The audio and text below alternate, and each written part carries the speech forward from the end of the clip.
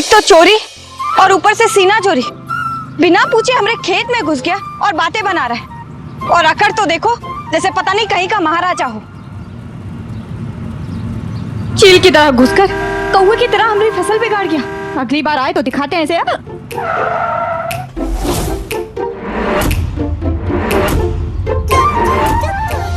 Hi, are you sure? तुम्हें पानी नहीं चाहिए?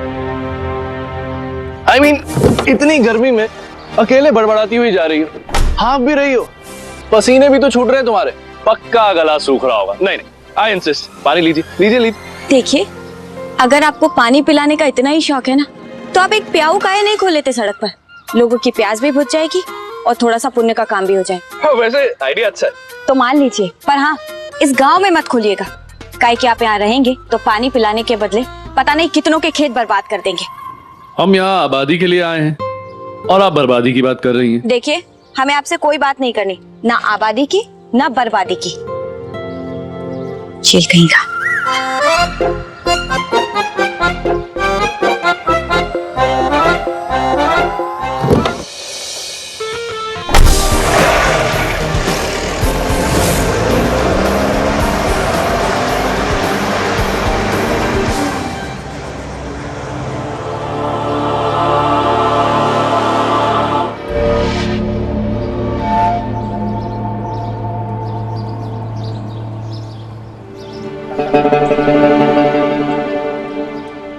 क्या हुआ बिटिया, कौन आया था? वो कुछ नहीं दादी, सब ठीक है। सरपंच काका, अच्छा हुआ आप हमें यहीं मिल गए। हमें आपसे एक जरूरी बात करनी है। अरे जरूरी बात तो हमको करनी है बिटिया तुमसे। क्या बात है काका? बेटा, आज बसंत पंचमी के अवसर पर हमारे गांव में बहुत बड़े बड़े लोग आने वाले हैं।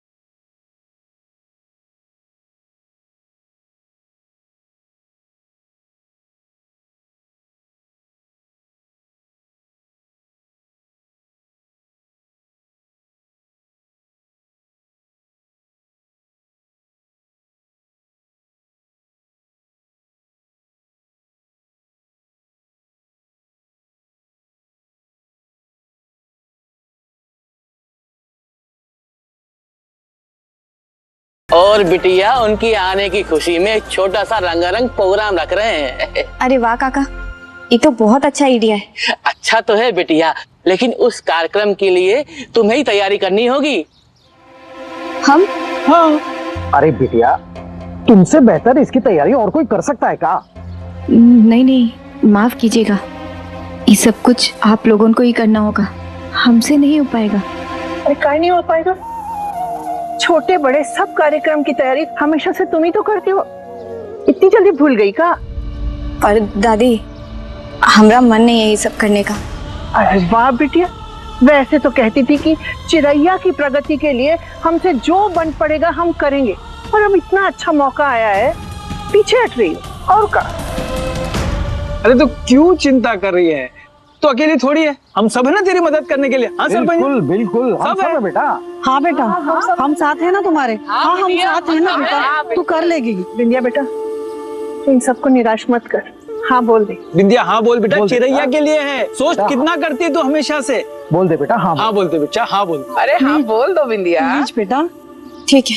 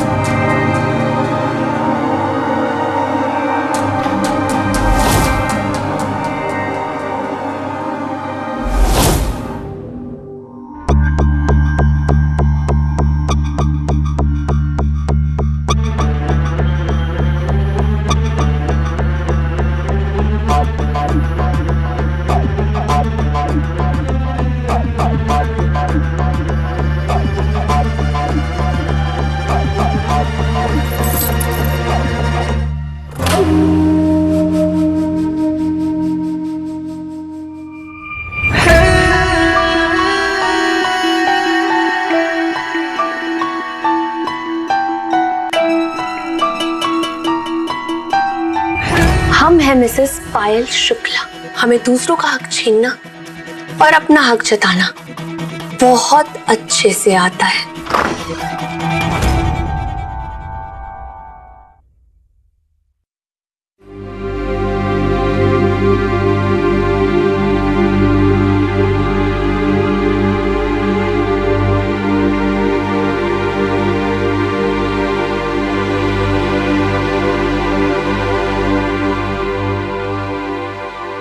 ये क्या हुलिया बना रखा है तुमने अपना?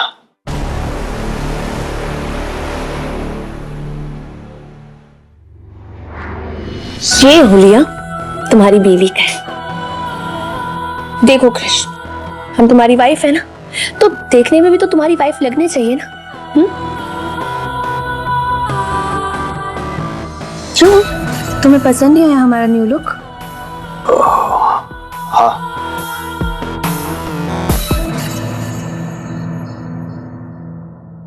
बिंदी सुन ना, हमको तो लगता है ये जो मुख्य अतिथि आने वाले हैं ना, वो बहुत ही पहुंच वाले होंगे, एकदम पावरफुल।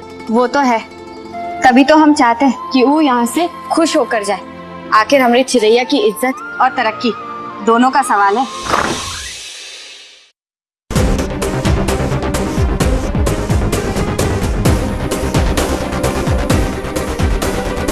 हमारा सॉक्स कहाँ है बिंदिया? बिंदिया?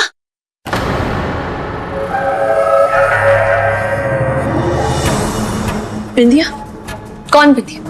कहाँ है बिंदिया? कृष्ण, बिंदिया यहाँ से जा चुकी है, प्लीज अपने दिमाग से भी उसे निकाल दो। पायल जल्दी से निकल गया हमारे मुंह से। अकल पे ताला पड़ा है क्या? अरे बिंदिया गई यहाँ से, अब उसका नाम लेना बंद करो। मैं और चीफ गेस्ट? नो वेज यार, मुझे ना इस तरह का स्पेशल ट्रीटमेंट बिल्कुल पसंद नहीं। एंड यू नो व्हाट, जो मजा दोस्त बन के काम करने और करवाने में है ना, वो मजा बॉस बनने में कहाँ। और मैं चाहता हूं जब मैं इन गांव वालों से मिलूं तो मैं उन्हीं की तरह लगूं। लेकिन सर, हमने उनसे वादा किया कि आप चीफ गेस्ट बनकर आएंगे, अब मना नहीं कर सकते सर, इसलिए आपका वहां पर जाना बहुत जरूरी है। गांव वालों ने बहुत तैयारी की है और एक विशेष कार्यक्रम भी रखा है सर आपके लिए। इस कार्यक्रम में हमें कुछ ऐसा करना होगा जो उनके दिल को छू जाए और वो अलट पलट चलट करके एक फूड पार्क के लिए हाँ बोल दे। आइडिया, हम लोग सब सुपर डुपर हिट फिल्मी गानों पे डांस करते हैं ना बच्चों? नहीं रोज, हमें उनकी उम्र को ध्यान में रखकर कुछ अच्छा पेश करना होगा। कितनी उम्र होगी उनकी? अब हमको क्या पता, पर हाँ अंदाजा लगा सकते हैं। तो लगाना। देख रोज, वो बहुत बड़े व्यापारी हैं, तो व्यापार को बढ़ाने में और इतना नाम कमाने में वक्त तो लगता ही होगा ना, जैसे बाबूजी को लगा। हाँ, इसका मतलब वो बिल्कुल बाबूजी की उम्र के होंगे और बहू बेटे वाले होंगे, है ना? नहीं भी हो सकती, पर हाँ उनकी उम्र 50, 55, 60 से कम तो नहीं होगी, इसलिए हमें कुछ आध्यात्मिक करना होगा। अब आध्यात्मिक में हम जैसे रोमांटिक हीरोज का क्या काम? तो ये तेरा डिपार्टमेंट है, तू ही संभाल, हमको नहीं जमेगा। बच्चों, हम अतिथि के सामने प्रार्थना गाएंगे, ठीक है? ठीक है दीदी। चलिए, तो पहले हम गाते हैं, फिर अलट पलट चलट करके आप लोग दोहराइएगा। चलो बच्चों, जल्दी से हाथ जोड़ो। हमको मन की शक्ति देना, हमको मन की शक्ति देना। बच्चों, सुर में गाओ। और हाँ, भावनाओं को समझो, शब्दों का सही उच्चारण होना चाहिए। ठीक है दीदी। हमको मन की शक्ति देना। जरूरी है तो जाना तो पड़ेगा, बट आई होप गांव वालों ने मेरे स्वागत के लिए जरूरत से ज्यादा तैयारियां ना की। स्पेशली वो बच्चों को लाइन में खड़ा करके गाना गवाते हैं, उससे मुझे बहुत इरिटेशन होती। I mean, कितने क्यूट क्यूट प्यारे प्यारे बच्चे होते हैं और उन्हें लाइन में खड़ा करके रोज रोज रोज रोज प्रैक्टिस करवाई जाती है। कितना टॉर्चर होता है उनको। चलो बच्चों, मन लगाकर अभ्यास करो, और अच्छी तरह गाना, एकदम सुर में। अरे बलदेव जी, समझाइए ना अपनी बेटी को, यहाँ से जाने की बात कर रही है, ससुराल वाले क्या कहेंगे? यही ना कि हम लोग इस हाल में भी तुमको रख नहीं पाए, देख नहीं पाए अच्छे से। अब चुप क्यों है? रोकिए ना इसको। रोक तो हम लेते, लेकिन निधि की सुरक्षा की जिम्मेदारी कौन लेगा यहाँ? अरे आप लोग क्यों सुरक्षा कर रहे हैं? निधि कोई जंगल में खड़ी है? माँ बाप है, अम्मा है, दो भाई हैं, दामाद जी के साथ रह रही है यहाँ।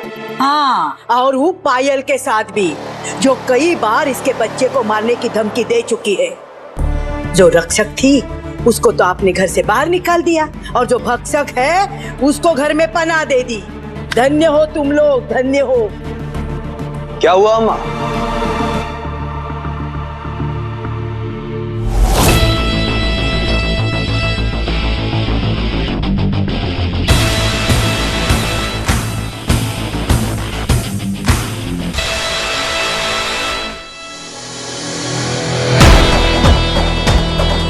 किस बात की बहस चल रही है यहाँ?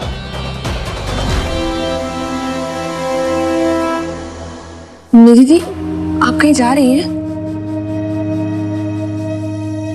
पायल, तुम निधि की छोड़ो, तुम बताओ, तुम ये सज धज के नई नवेली दुल्हन बन के कहाँ जा रही हो? नया रोल करने जा रही हो क्या? कभी जोगनिया तो कभी दुल्हनिया। अरे जोगनिया बने, दुल्हनिया बने, चाहे नगिनिया बने, इससे हमको कोई फर्क नहीं पड़ता है। हमको फर्क सिर्फ इस बात से पड़ रहा है कि हमारी बेटी यहाँ से जा रही है। मम्मी, हम कितनी बार बोले, इस पायल से ना हमें खतरा है। मम्मी, हम बिंदिया के भरोसे यहाँ पर आए थे, और अब वो नहीं है, हम नहीं रह सकते यहाँ पे। निधि दीदी, वो लड़की अब इस घर से जा चुकी है, इसलिए उसका नाम इस घर में नहीं आना चाहिए। दीदी, हम जानते हैं कि हमने आपको धमकी दी थी, पर ये उस समय की बात है जब हम बिंदिया से ना बहुत परेशान थे। हमें कोई होश नहीं था, कुछ भी बोल रहे थे, कुछ भी कह रहे थे, लेकिन अब ऐसा कुछ नहीं है। अब तो कृष्ण ने भी हमें माफ कर दिया, इनफैक्ट सारे घर वालों ने हमें माफ कर दिया। अब आप भी हमें माफ कर दीजिए प्लीज। ए लड़की, मतलब दिन दहाड़े सपना देखने की बीमारी हो गई है तुमको? और तुमने ये कैसे सोच लिया कि घर वालों ने तुम्हें माफ कर दिया? हम माफ नहीं किए हैं तुमको, ना करेंगे। अरे हम सिर्फ बाबू के लिए तुमको इस घर में झेल रहे हैं, वरना कब का गर्दनिया दे चुके होते तुम जैसी लड़की को।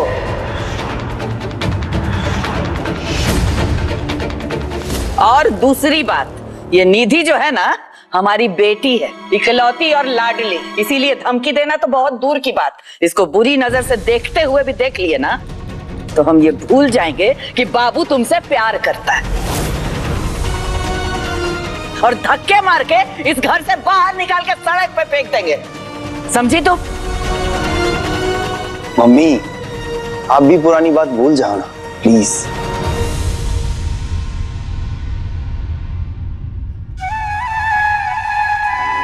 दीदी, अब आप भी पायल को माफ कर दो ना प्लीज। नहीं कृष, हमारे मन में ना अभी भी एक डर बैठा हुआ है इसकी वजह से। दीदी, हमारी बात सुन। हम जानते हैं कि पायल ऐसा कभी नहीं कर सकती। अरे कभी कभी इंसान जब गुस्से में होता है तो उससे गलत बातें निकल जाती है मुंह से। अच्छा वो सब छोड़िए, ये बताइए कि आपको हम पर भरोसा है ना?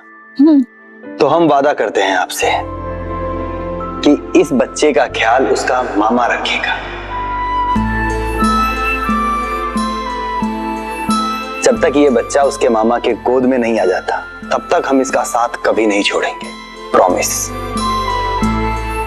और हम भी तुम्हें वादा करते हैं कि हम हमारे भांजा और भांजी को जरा सी भी आंच नहीं आने देंगे। अरे जहाँ दो मामा बॉडीगार्ड्स की तरह उसकी सेवा में तैनात रहेंगे, तो मजा ले किसी की जो उसे नुकसान पहुंचा सके। क्यों कृष? एग्जैक्टली। दीदी प्लीज मान जा। मान जा दीदी। तो फिर हमारी भी एक शर्त है,